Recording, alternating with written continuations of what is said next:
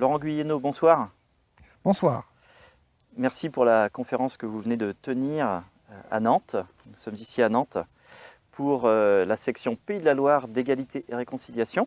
Eh bien, merci beaucoup de votre invitation. J'ai vraiment beaucoup aimé cette conférence.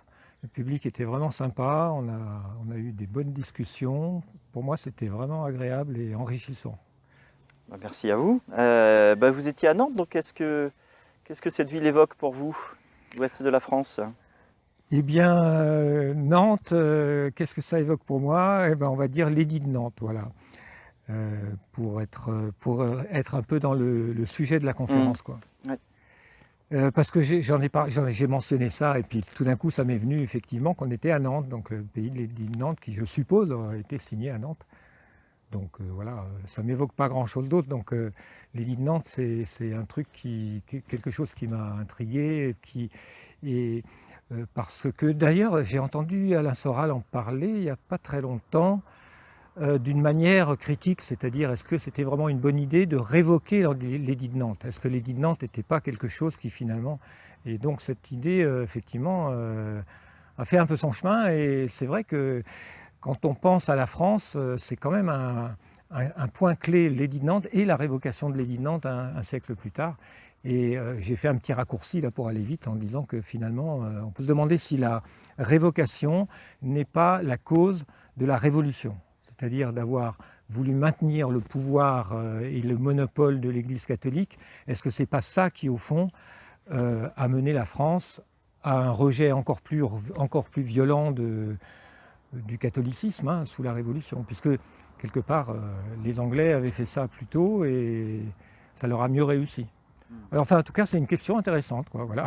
Donc, Oui, justement, pour rester dans le thème et dans le contenu de votre conférence tout à l'heure et la critique de la papauté, du catholicisme papal, c'est amusant de constater que et vous-même et Pierre de Brague sortez en même temps un livre où la place du luthérianisme est prépondérante et positive. C'est plutôt quelque chose d'un peu nouveau dans nos milieux, d'appréhender le protestantisme luthérien de cette manière. Est-ce que vous pouvez revenir un peu sur ce point et est-ce que vous avez communiqué avec Pierre de Brague sur ce sujet?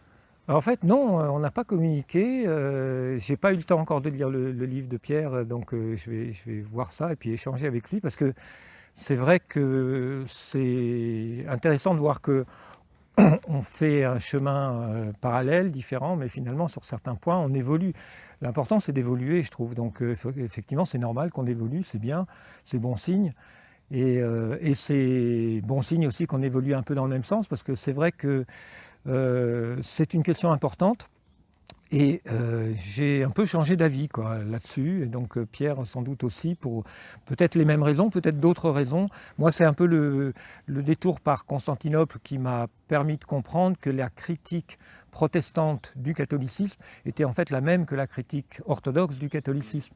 Et donc de voir si, au fond, au lieu de diaboliser le protestantisme comme étant un complot juif ou comme étant satanique par essence, reconnaître que, enfin tout simplement reconnaître que la réforme est venue à un moment où l'Église catholique méritait cette réforme, elle était nécessaire.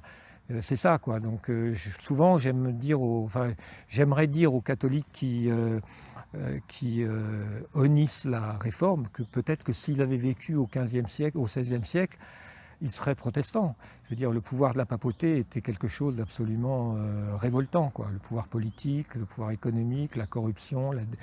Et donc voilà, donc je pense que c'est intéressant de changer. Puis en plus, il faut aller vers la réconciliation, pas vers constamment la guerre. Les protestants français ont payé le prix de leur foi, ceux qui sont restés, parce qu'il y en a quand même 200 000 qui sont partis à la révocation de l'édit de Nantes, ça a été surtout ça. On a perdu 200 000 huguenots, qui étaient souvent des gens très doués, très créatifs, très innovateurs, et qui sont partis en Angleterre, en Allemagne. Enfin bref, je pense qu'il y a du révisionnisme à faire aussi à l'intérieur du catholicisme, hein, en tout cas. Ouais, voilà, c'est sympa, ça me fait plaisir de voir qu'on se rejoint De toute manière, je pense que l'important, c'est de bouger, d'avancer, de réfléchir, de continuer à penser. C'est pas, moi, c'est ça.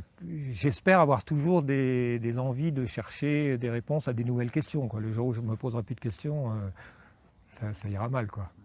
Voilà. Oui, ben, vous avez prononcé le mot de révisionnisme, qui est un peu le centre, l'essence même de toute recherche historique finalement en réalité. Et si on dézoome un peu par rapport à votre conférence, vous avez un champ d'investigation très très large qui va des Kennedy, 11 septembre, au sionisme, à Babylone. Et vous avez peut-être une constante dans votre approche des choses, c'est cette manière d'être révisionniste, d'être historien révisionniste, c'est-à-dire de pointer des faits qui sont incohérents ou qui sont non vérifiés, à partir duquel vous, éventuellement, vous invalidez des théories qui sont pourtant dominantes ou mainstream, en quelque sorte, et vous ouvrez le champ à des hypothèses et des nouvelles théories. Est-ce que je résume à peu près votre méthode? Est-ce que vous en avez une? Bah oui, c'est ça. Oui, le révisionnisme, c'est vrai que c'est l'essence.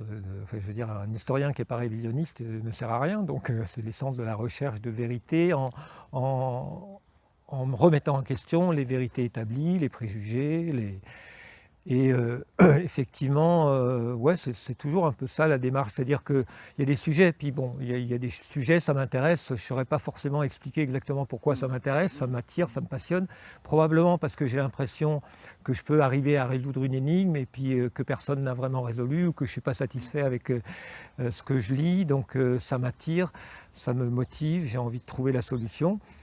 Et puis, donc voilà, ça peut être aussi bien dans le domaine des Kennedy, qui sont quand même qui est quand même une énigme et même une série d'énigmes incroyables. Donc ça donne envie quand même de percer l'énigme. Et puis de se demander pas seulement qui a tué les Kennedy, mais pourquoi on nous cache qui a tué les Kennedy, donc qui nous cache tout ça, etc. Et donc c'est une sorte de joie intellectuelle pour moi d'arriver à progresser, puis d'avoir l'impression de découvrir des vérités. Ah, des vérités, voilà. Et puis après, oui, la méthode, bah, il y a une part d'intuition, c'est-à-dire qu'il y a des moments où on se dit non, il y a quelque chose qui ne va pas, là, il faut, donc on cherche. Il y a beaucoup de lectures, hein. Ma méthode, c'est quand même lire beaucoup, lire le plus possible. Et puis, je pense que ce que j'ai l'impression d'avoir développé, c'est une certaine capacité à relier les choses, c'est-à-dire on lit beaucoup, on essaye de trier, de voir, et puis de relier des choses qui ne sont pas forcément reliées, donc connect the dot, hein, les Anglais disent, c'est une belle image, c'est-à-dire qu'on relie des points et après on voit émerger une autre vérité. Donc après, c'est vrai qu'il y a plusieurs domaines qui m'intéressent, le Moyen-Âge, l'histoire. Byzance m'a fasciné, donc j'ai compris qu'il y avait du révisionnisme à faire, donc voilà, ça m'a intéressé parce que je me suis dit, ouais, on a vraiment une vision qui est biaisée, donc c'est intéressant de... Et puis, ce qui me motive, c'est quand je vois que ça nous aide enfin, que ça peut aider le public à progresser, c'est-à-dire, ce qui me motive, c'est qu'il y a toujours un lien avec comprendre où on en est et comprendre comment on peut sortir. Par exemple, les Kennedy, tu vois, ça peut paraître une histoire anecdotique, mais en fait non, plus tu creuses, plus tu t'aperçois que c'est vraiment le tournant, la bascule qui nous a fait tomber dans un système, enfin qui ont fait tomber les États-Unis, la politique étrangère états-unienne, Israël, etc. Tout découle de là. Donc comprendre les causes, c'est important, quoi. C'est ça qui est intéressant dans l'histoire, c'est comprendre pourquoi on en est là, comment on est arrivé là, d'où on vient, pourquoi ça s'est passé comme ça. Après, au niveau méthode, moi j'ai envie d'insister sur le fait que ouais, il faut lire beaucoup, mais bien trier ses lectures, bien choisir ses lectures, quoi. Puis... Mais sur ce point, justement, comment distinguer entre des lectures qui nous font partir dans des domaines sans fin et qui sont en fait au final pas intéressants? Est-ce que vous avez quelque chose qui vous permet de discriminer? Par exemple, voilà, il y a des théories sur la Terre ronde, la Terre plate, l'existence des virus ou pas des virus, etc. Comment faites-vous pour ne pas vous embarquer sans fin dans quelque chose qui n'en aurait pas valu la peine finalement? Bah, il y a des sujets que j'ai un peu creusés avant de me dire non, c'est pas sérieux ou alors ça sert à rien. Il y a des sujets que j'ai l'impression que j'ai envie de rejeter comme ça sans me poser de questions, mais quand il y a des gens que j'estime intelligents qui me parlent de la Terre plate, je me dis quand même comment ils font, donc je regarde un peu les arguments, mais en général le tri, c'est oui, il y a des choses pour moi qui ne sont pas sérieuses, et en plus, si elles ne méritent pas d'être, enfin si elles n'ont pas d'application pratique, ou la Terre plate, j'ai pas trop envie d'en parler, parce que pour moi c'est un peu minable, quoi. Mais bon, il y a des sujets, mais j'ai pas d'explication exacte, c'est-à-dire il y a des sujets, j'ai envie de les creuser, mais c'est vrai aussi parce que je sens qu'ils sont importants et qu'ils sont sérieux, c'est des sujets sérieux. Il y en a d'autres.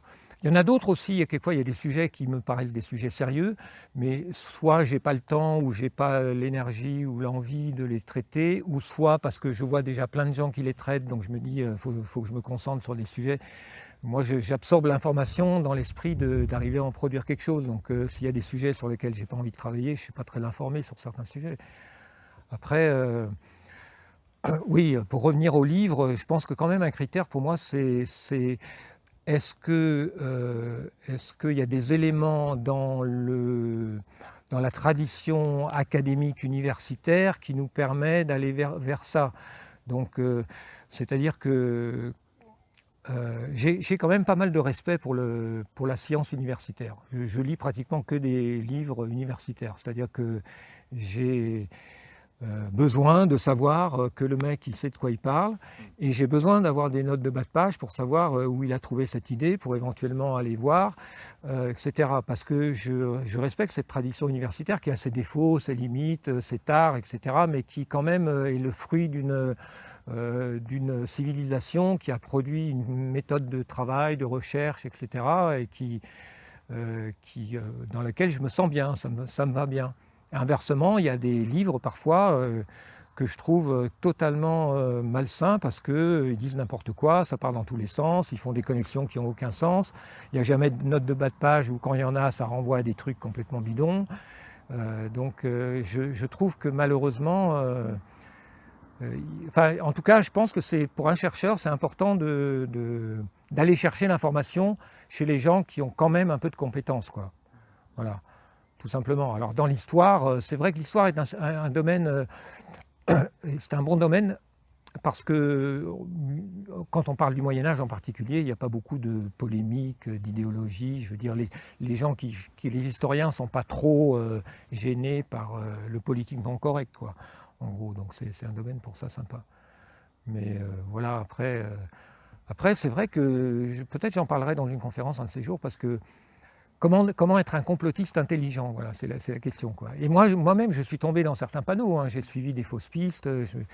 Il y a forcément un désir, on essaye d'aller au bout, jusqu'au bout, aux limites, jusqu'où on peut questionner tout, quoi. C'est normal, c'est sain, mais il y a un moment, il faut quand même arriver à trouver les limites. Trouver les limites des questions, parce que d'autant plus qu'il y a de la pollution, il y a une contre... pour moi, la Terre plate, pour parler de la Terre plate par exemple, c'est typiquement un sujet qui est véhiculé pour polluer le débat sur est-on allé sur la Lune ou pas, quoi. Pour moi, c'est en gros ça. Tu crois qu'on n'est pas allé sur la Lune, ouais, tu crois que la Terre est plate, quoi. C'est une manière de miner le terrain. Je vois ça comme ça, parce que le peu que j'en ai vu me paraît très fallacieux, mensonger, et habilement déguisé en un discours rationnel scientifique sur des bases totalement... Enfin, je me trompe peut-être, hein. Il y a des sujets sur lesquels je me suis trompé, donc je sais que je peux me tromper. Mais on sait qu'il existe des officines qui fabriquent du surcomplot pour infiltrer. Ah ouais, moi j'ai eu même des expériences personnelles de gens qui voulaient parler avec moi pour essayer de m'attirer, pour voir ce que j'étais capable de dire. Oui, ça c'est une technique. Il y a deux manières de protéger la recherche d'une vérité. Soit on met des barrières, on empêche les gens de poser des questions ou de savoir, soit on attire les gens, on essaye de les attirer vers le précipice, et puis on les pousse dans l'abîme complotiste, où ils seront décrédibilisés pour toujours si on arrive à leur faire dire quelque chose que de délirant, quoi. Ça, c'est sûr, hein, c'est clair. Et après... il y a des sujets sur lesquels je comprends, j'ai pas de recette, je crois. Chacun doit suivre son intuition. Voilà, et puis quand on aborde un sujet, si on veut vraiment, c'est bien plutôt que de ratisser sur tous les sujets. Je pense que c'est bien de se concentrer. Quand on voit un sujet sérieux qu'on a envie de comprendre, il faut vraiment bosser, quoi. Il faut donc se concentrer un peu sur ce sujet. Oui, merci Laurent Guilleneau pour ces réflexions passionnantes. On va terminer par une question plus personnelle et plus légère à la fois. Vous avez été invité par Égalité et Réconciliation. Quand est-ce que vous avez rencontré Alain Soral et son travail? Et puis qu'est-ce que vous pensez de ce travail que réalise cette association depuis 2007 déjà? Eh bien, j'ai rencontré Égalité et Réconciliation et Alain Soral en 2000, ça devait être en 2013, 2014, je ne sais plus exactement. Et ça a changé ma vie parce que, bon, j'ai rencontré Alain Soral et Contre-Culture, en fait, avec mon livre sur JFK 11 septembre. Et donc ça a été un bon succès grâce à Alain Soral, qui l'a fait publier par les éditions Blanches. Et bon, ça m'a vraiment motivé pour continuer à chercher. Puis c'est vrai que c'est devenu un peu ma famille idéologique. J'ai appris énormément par les vidéos d'Alain Soral, ça m'a donné beaucoup d'idées. Pendant longtemps, je disais que Alain Soral était ma boussole, et c'était vrai. C'est-à-dire qu'à chaque fois que toutes ces idées étaient un peu, pour moi, suscitaient des questionnements, je me mettais à rechercher. Bon, après, il y a des sujets sur lesquels j'ai pris un peu mon indépendance, mais pour moi, je suis toujours soralien. Et Égalité et Réconciliation m'a beaucoup apporté. Les conférences, c'est pour moi un bon apprentissage, quelque chose. Je suis content d'avoir appris à m'améliorer un peu. Je suis vraiment reconnaissant pour toutes les équipes qui m'ont invité. Ça m'a motivé à chaque fois que je donne une conférence. J'ai envie de. Maintenant, je bosse beaucoup pour les conférences parce que j'ai envie de faire quelque chose qui apporte. Et bon, c'est vraiment, je reçois autant que je donne, quoi. Enfin, peut-être plus, je ne sais pas, mais donc je suis très reconnaissant à Égalité et Réconciliation. Alain Soral, je pense qu'on ne sera jamais assez reconnaissant pour tout ce qu'il a apporté aux Français et pour le prix qu'il paye pour ça, quoi. Faut, voilà. Ben, merci beaucoup Laurent Guilleneau. Avant de vous libérer, puisque vous en avez parlé pendant cette entrevue, eh bien, vous allez pouvoir lire le livre de Pierre de Brague, Ok. qui parle du rôle de Luther, entre autres nombreuses choses. Oui, d'accord. Ouais. Je l'avais feuilleté, mais bon, je préparais cette conférence, donc maintenant je vais avoir le temps de le lire. Et oui, comme je disais, je pense que Pierre de Brague va poursuivre son chemin. C'est un chercheur de vérité. Et la fin de la culture bourgeoise, point d'interrogation. J'aime bien les points d'interrogation parce que l'important, c'est de se poser des questions, quoi. On n'a pas forcément toutes les réponses, mais au moins on pose des questions, on avance, et puis d'autres apporteront d'autres. Il ne faut pas s'enfermer dans des réponses, il faut trouver toujours des nouvelles questions, des nouvelles perspectives. Et c'est bien que Pierre de Brague, ouais, avance sur son chemin. Et puis par rapport je pense que maintenant, c'est une question qui peut être abordée de manière un peu nouvelle, la question du catholicisme, du protestantisme, de l'orthodoxie. Il faut avancer dans nos réflexions là-dessus. Et puis surtout, il faut prendre conscience que la France, il faut élargir un peu notre perspective, hein. Comme je l'ai dit tout à l'heure, je pense que ce que dit Emmanuel Todd, par exemple, est quand même vrai, c'est-à-dire que l'État-nation, ça ne va pas suffire. Donc le national-catholicisme n'est plus très. Enfin, c'est pas ça qui va sauver la France. Donc voilà, il faut sortir des forteresses idéologiques et puis chercher des réponses. De toute manière, au point où on en est, on a besoin de se poser beaucoup de questions, quoi. Donc merci, je vais lire ça en priorité, ouais. Et merci à Pierre alors. Merci à vous Laurent Guilleneau. Bon séjour dans notre région. Merci beaucoup.